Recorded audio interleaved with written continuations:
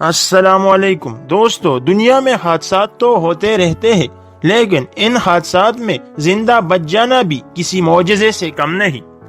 آج کی اس ویڈیو میں ہم ایک ایسی خاتون کے بارے میں بات کریں گے جو 3 الگ الگ حادثات میں محفوظ رہی، لیکن اپنے موضوع سخن کی جانب بڑھنے سے پہلے نئے آنے والے ساتھیوں سے درخواست ہے کہ چینل کو سبسکرائب کر لیں۔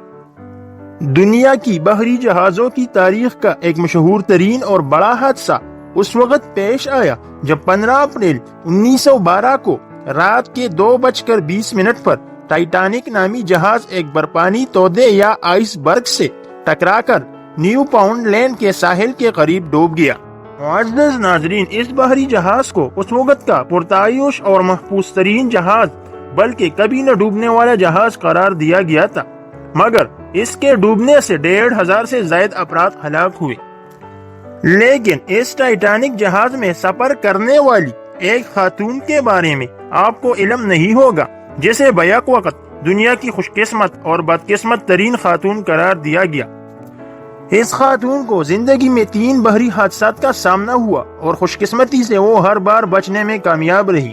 دوستو، اس وائلٹ جیزپ نامی خاتون نے اپنی عملی زندگی کا آغاز بحری جہازوں کی میزبان یا اسٹیورڈ کے طور پر کیا، اور عجیب واقعات کے باعث ان کا نام تاریخ میں درج ہے۔ در حقیقت زندگی کے آغاز میں بھی وہ موت کے منہ میں پہنچ کر واپس لوٹنے میں کامیاب رہی تھی۔ وائلٹ جیزپ کی پیدائش 1887 میں ارجنٹائن میں ہوئی تھی اور بچپن میں تبدیق کی شکار ہو گئی۔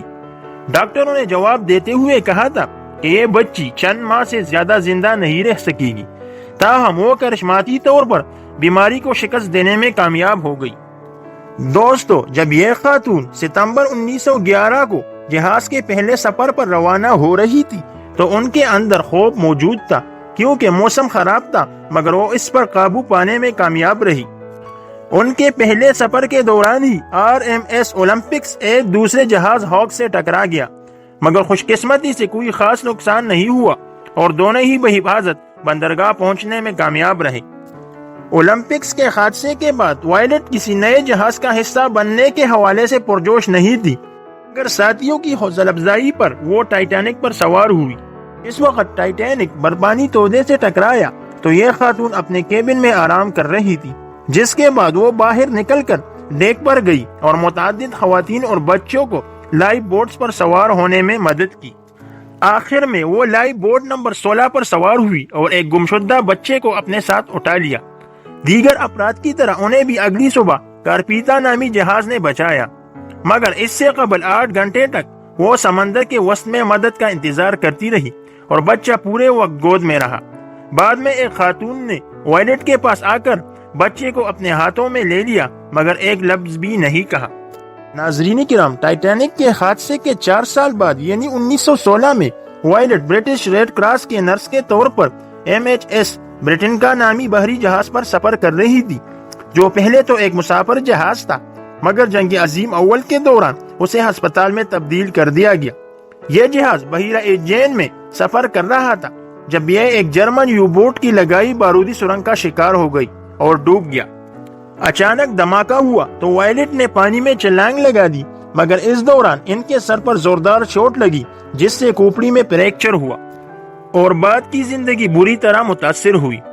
سامعین کرام، دلچسپ بات یہ ہے کہ حادثات کا شکار ہونے والے یہ تینوں جہاز ایک ہی کمپنی کے تھے اور ایک ہی کلاس کے سمجھے جاتے تھے۔